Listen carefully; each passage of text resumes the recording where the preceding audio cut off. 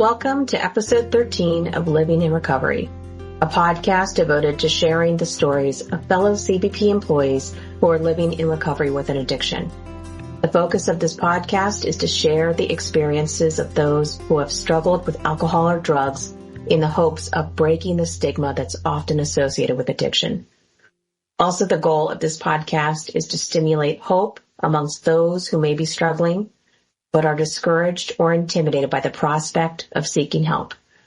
As a disclaimer, the words expressed in this podcast are based on personal experiences alone and are not meant to be taken as medical advice or to promote one method of treatment.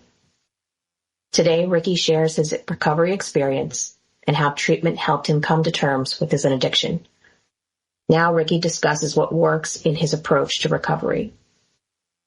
Ricky, when did you first know you had a problem? I first realized it on summer of 2022. It was after an incident that I was supposed to pick up my daughter from daycare around 2 p.m., so I decided to go to a bar grill around 11 a.m. And by the time it was close to 2, I had fallen asleep in the bar.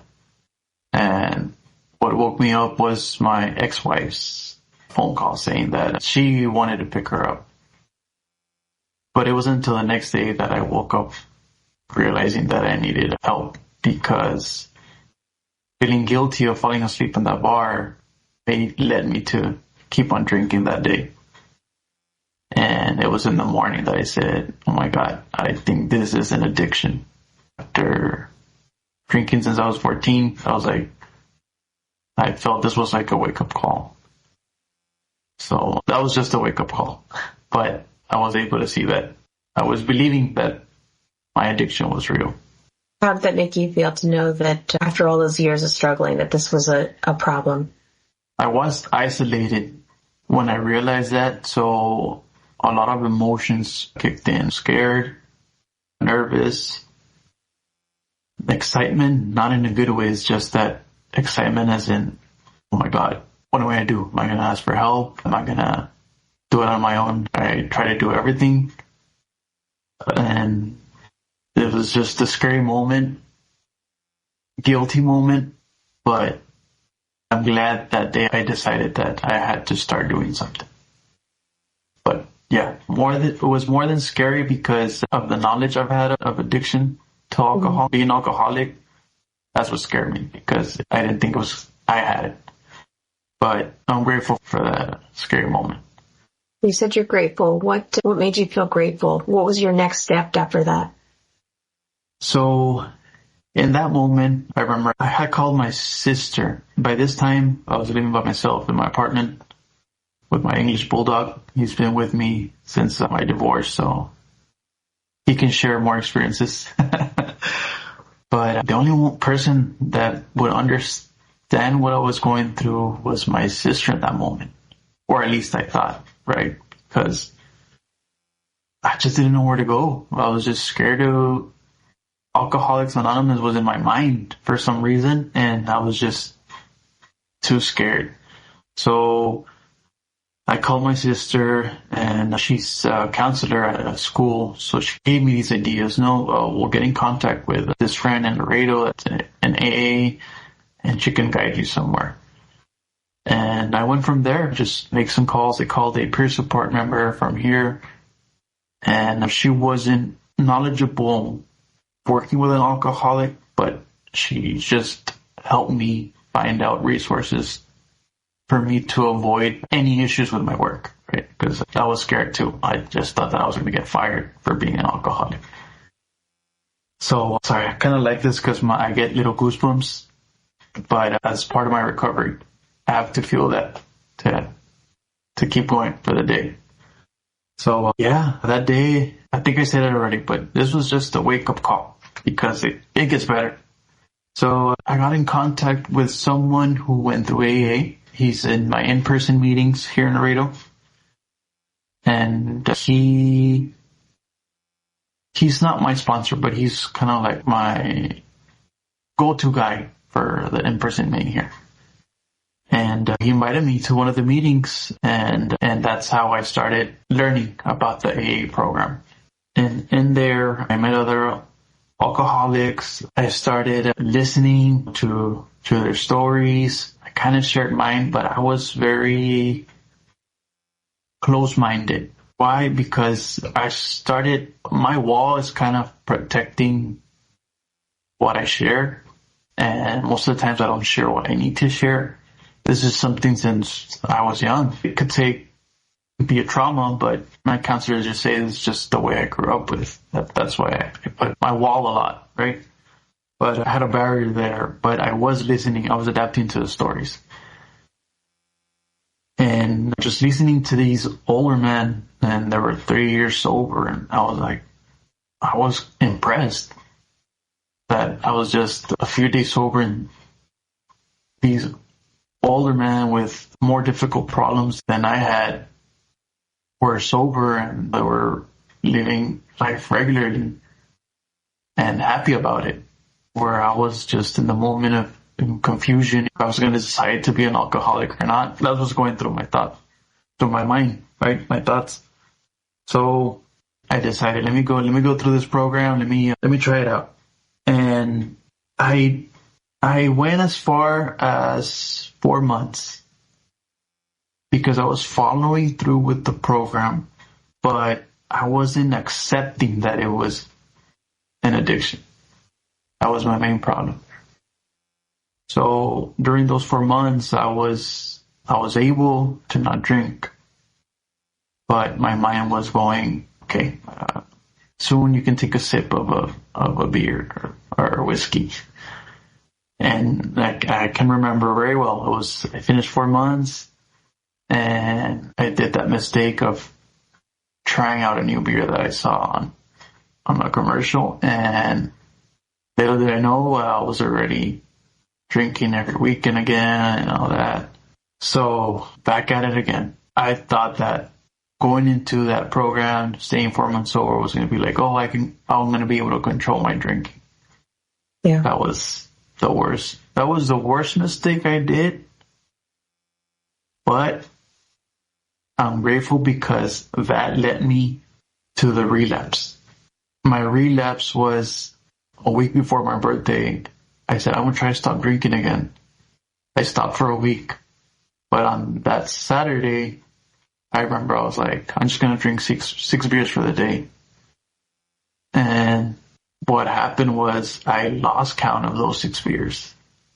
And my mind just blacked out.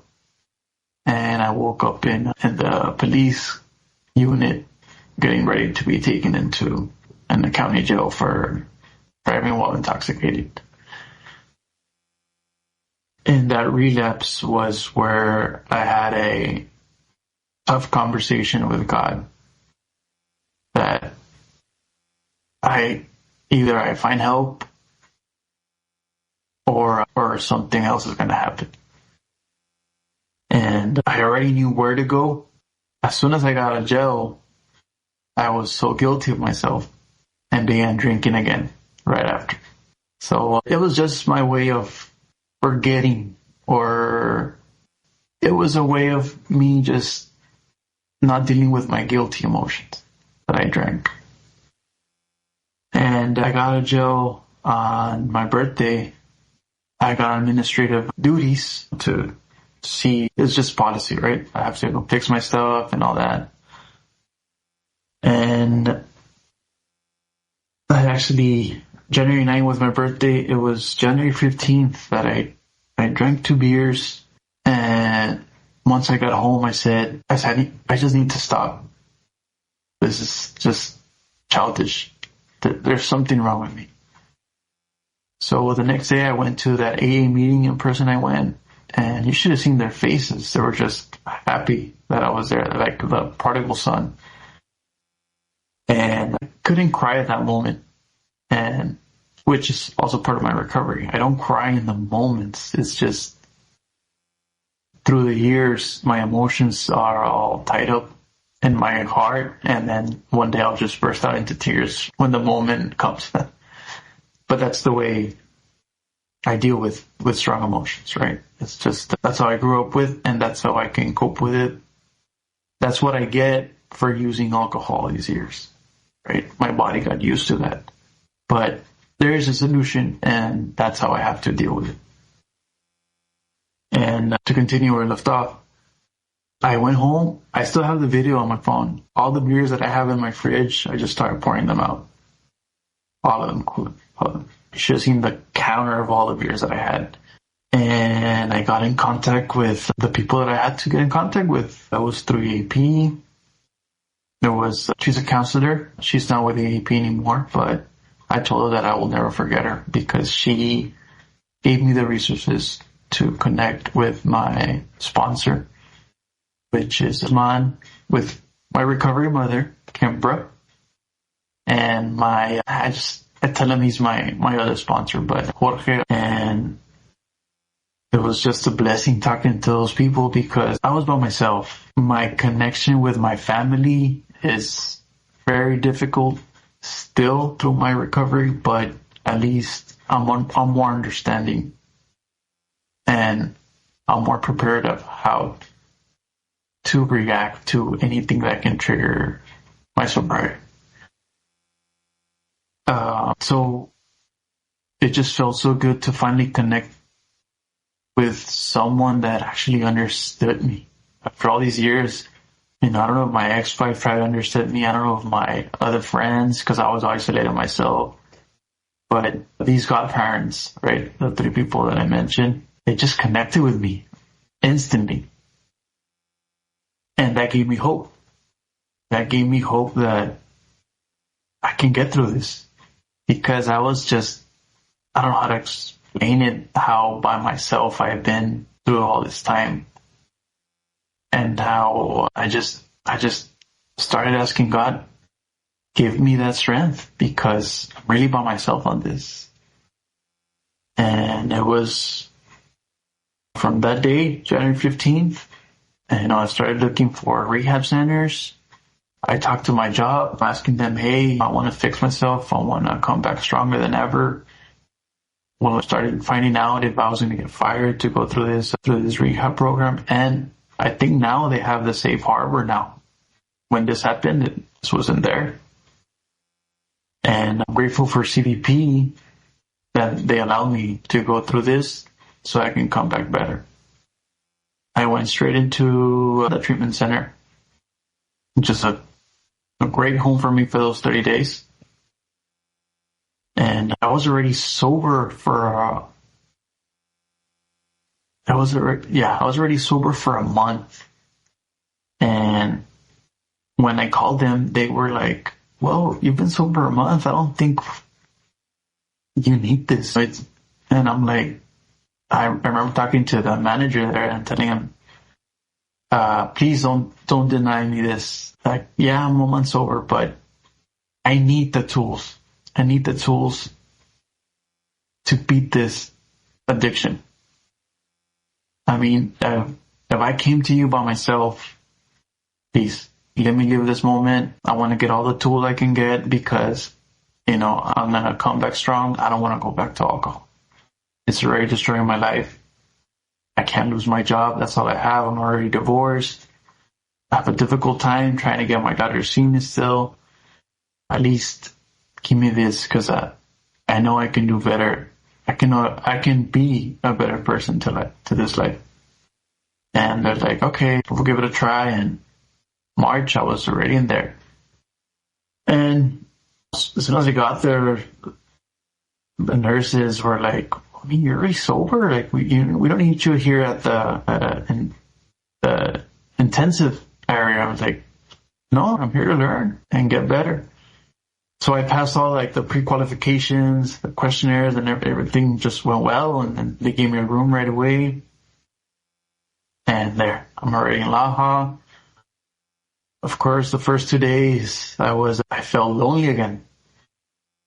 Doubting myself. Am I doing the right thing? What am I doing here? Should I just go back? I'm already a good time clean.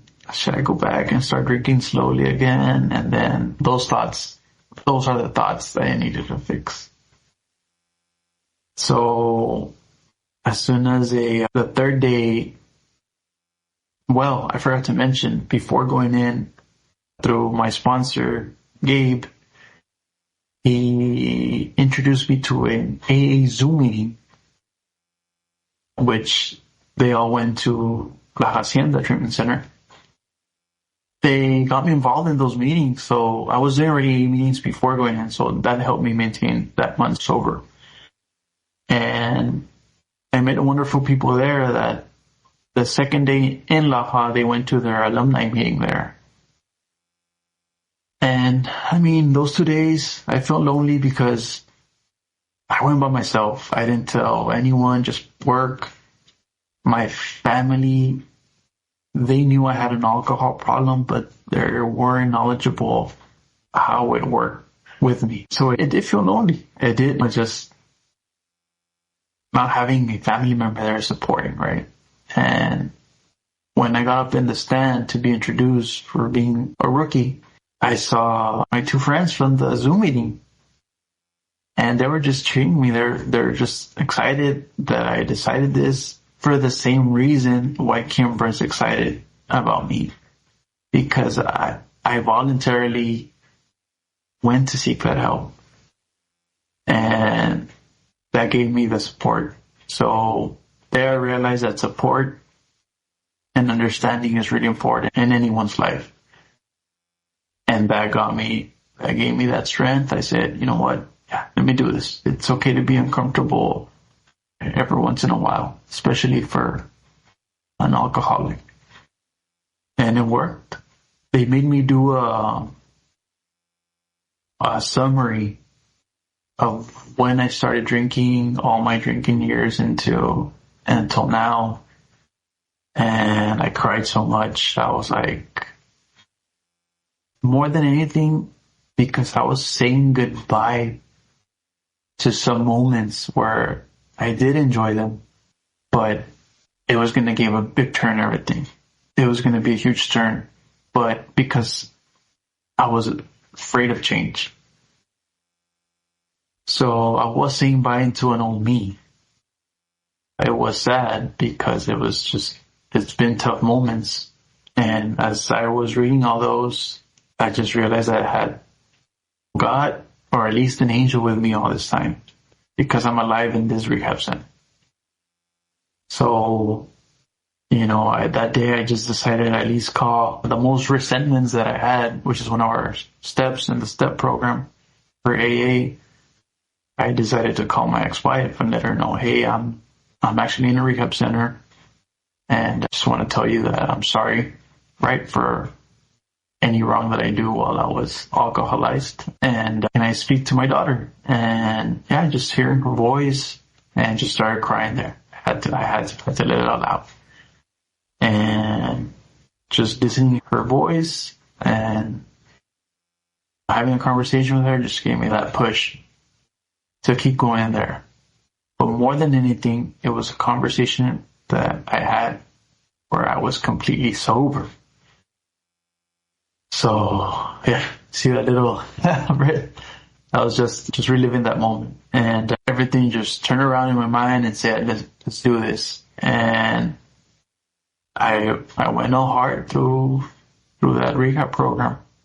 I did my 12 steps. I made sure I had to apologize for the wrongdoings that I had. Part of the program. Did my counseling in there, share my story, and listen to other stories that I was able to connect. There wasn't any other law enforcement there, so this was new and challenging for me to get humble, right? More than anything, get humble and accept that I did have a problem. And that helped me realize that there is a solution. There's a solution. And my new identity that I give now is Ricky, alcoholic. And I'll say I'm proud of it because I can see things clearly now. I am here with you all and expressing the real Ricky Ramos. It's just, I like to steal a phrase from where he says being sober is the best romance I ever had than any drink I had. So as soon as I got a lot high, I started just enjoying life. I get challenges every now and then with my emotions, with my thinking, with my cravings. But the way I just deal with them is just so humanly like. Just feeling human is so amazing. And as soon as I got back from rehab, work already was waiting for me. They were just impressed that I had done this and that I really wanted to change. Most people at work think like, oh no, they're going to go into that same routine and this is going to happen again. But I promised them, I said, no, this time I'm coming back, but staying sober for the rest of my life. Can't go back to that old routine. And for that reason, I decided that once I finished rehab, I kept doing my work. So I did another 2 months of the program via online. And I just keep getting more tools, getting more work on my recovery.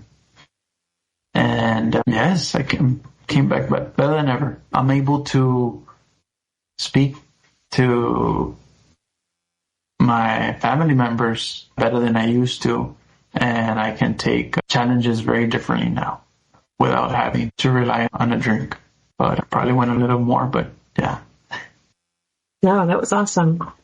I do wonder, you talked about grieving that person you were because you knew you were going to miss certain things about who you were when you were drinking. But then you talked about how you knew you weren't going to go back to that. How did you know that was it for you? Because as I was reading my story, I just couldn't believe how I involved alcohol so much in my life and how so many times God saved my life in those moments. There were so many signs during this time that I say, oh my God, like what I'm doing now, I could have just done it before, but I was just, my mind was just not focusing on other than just alcohol. Alcohol was just there. I started remembering days where I couldn't go to a small get together or even at a first communion, and I had to have a beer before or a beer at that, at the event. And there was days that I could make it home safe and all that. But another day it was a blackout and I just saw it as a normal thing. I saw everything that led to the DWI, which was my relapse. I was like, my God, imagine this happened when I was younger. It was just, I felt bad for myself. But after all the crying and all that, I said, you know what? I should be proud of myself. Because if I was by myself in those moments, that means that I can make it through by myself. And I said, if I was able to stay strong, this solution, I have what it takes. And it was just a matter of working on it. I share that because it wasn't easy. Stephanie, it wasn't easy just to switch my mind to that. I had to write that down, analyze, remember these days to say that so I can find my strength. I didn't have a phone call. I had a phone there, but I had no one to call me and say, Ricky, you got this. It was just not there. Even my daughter doesn't understand this. It could have been her, but she didn't understand that at that moment. And just analyzing there by myself, that and the strength that I had throughout the years, that's just what woke me up to keep going through this program. And yes, that isolation got me somewhere, so I'm here. Were you concerned when you came out of treatment that your job would be in question? Yes. I was already worried. I was already enough worried before going.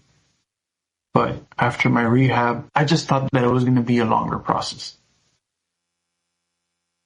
But I guess for all the work that I gave, as soon as I got out that day and on the bus back home, I got a call from management telling me, hey, as soon as you come back, you're ready to be on duty. So that was like a big blessing. We usually, alcoholics, we rely on a lot of, how do you say this, spiritual reality. And that was kind of it. I was going through very spiritual moments in there, but having that call from management saying, hey, congratulations, and we're ready to have you back on duty. I was like, this is a spiritual awakening. This is what the program is all about. And from that day on, I have a better relationship with management. It even made it stronger. I know anything I ask based on my work ethic and all that, I don't have issues to have that help denied. So, yeah, I was worried, but because of the program, right? The blessing that I like to call it. What does recovery look like for you today? Well, I had this conversation with another coworker because he was impressed of how every morning I wake up at 5 a.m.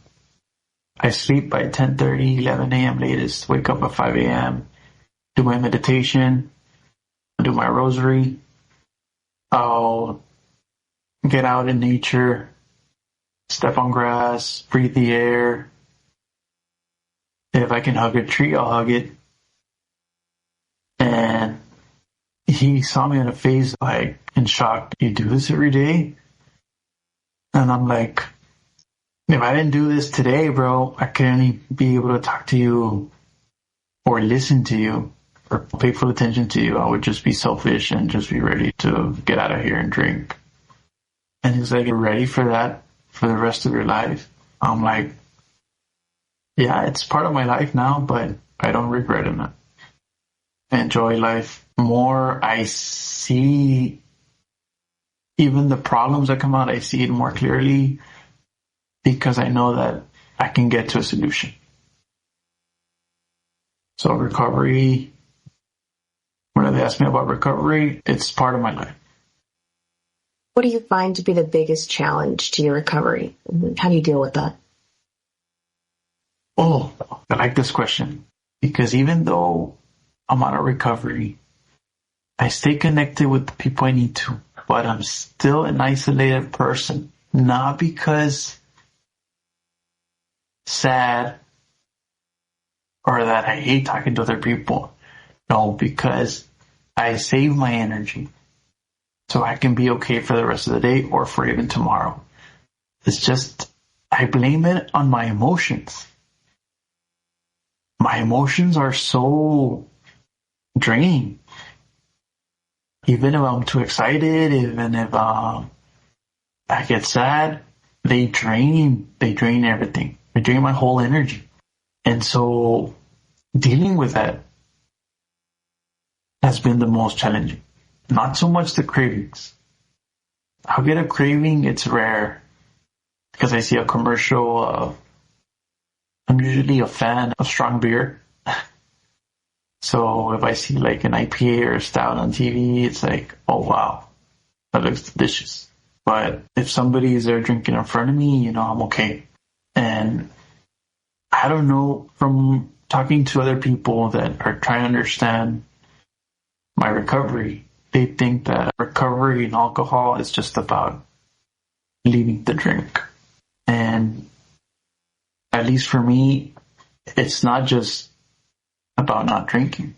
It's about dealing with my emotions, dealing with staying positive during the day, dealing with connecting with people, dealing with places or events or even people to stay away with, dealing with what my mind thinks, dealing with how I wake up, dealing with finances, relationships. It's all in one in this recovery. because I never learned how to deal with that while I was drinking.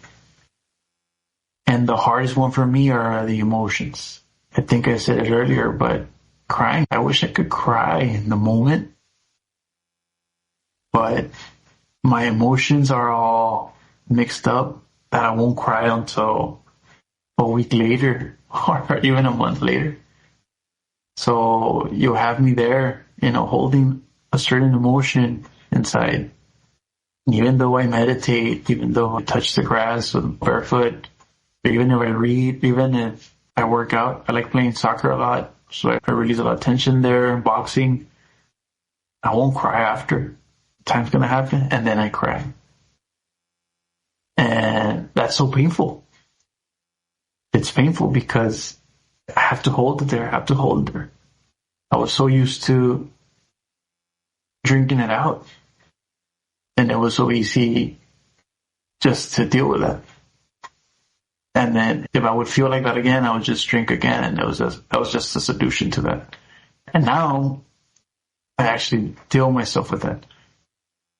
I think it's painful because I don't like holding stuff there, and I have to endure that because I have to learn how it feels, learn how to process it.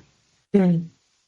And I have to get back to that because if I learned how to process anger, let me learn how to process this emotion, so confusing, and I give it thought. And it's like, I want to help someone, or I have to do this at the house, and oh wait, let me deal with this emotion. Or, okay, let me do this urgency first, and then go back to it, and it's like, oh God, let me restart again. But that's just part of my life now. I have to deal with it. And I know the people that talk to us about, they're like, either they'll be like, no, that's not right. It's like, that's just what I have to deal with. What would you say to someone who might be trying to decide if they should go get help and why they should even bother to do it? I don't like to force the AA program right away, but I like to tell other people to listen to their support. Like, if your wife is supporting you, if your mom, if your dad, your brothers, but take advantage of that. And if they know you very well, listen to them to see if it has affected them. Like, your addiction. The reason I say that is because I had to see it by myself. And that was the worst thing in the world because it took me all this time to realize it. If that accident wouldn't have happened, which I was by myself, I don't know how else I would have accepted my addiction. In rehab, I saw my other peers so happy when their family came to see them, they talked to them. Again, it was a moment to cry, but the tears wouldn't come out because I had no one there to go see me, to see how much I have improved. But that taught me how to take away that victim mentality and fight this addiction. And instead of feeling sorry for myself, I tell other people, if you have family, hey, let them support you. That's the best thing you can have. It's the best help. It's gonna help you get this through. If I was able to do it by myself, is you have someone right there with you. So take advantage of that. Take advantage of the support more than anything. That's my little advice that I like to give someone else fighting my same fight. Those are all the questions I have. Is there anything you'd like to add? No, this was pretty nerve-wracking. But no, all I would like to say is whoever this reaches out to just to let them know that there is a solution. There is help out there. I actually found help. I was actually shy to reach out to other peer members or coworkers and stuff like this. that I'm sharing or finding a podcast, listening, it's going to help. It's going to help beat that fear to seek help.